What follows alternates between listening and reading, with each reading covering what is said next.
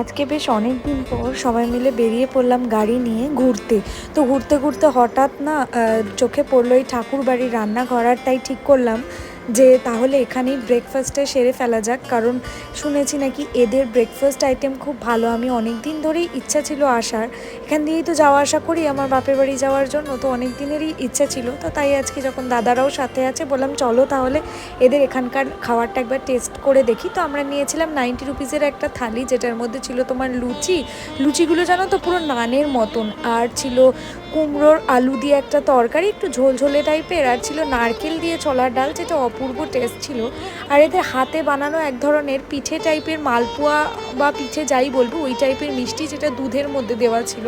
আর ছিল তার সাথে ডিম সেদ্ধ, আর চা ছিল। আমরা চাটা না শ্যুট করতেই ভুলে গেছি, যদিও চাটা আমরা এক্সট্রা 25 রুপিস ইচ কাপের জন্য পে করে নিয়েছিলাম, কিন্তু অল টোটাল দারুণ একটা খাওয়া দাওয়া হয়েছিল আর খুব আনন্দ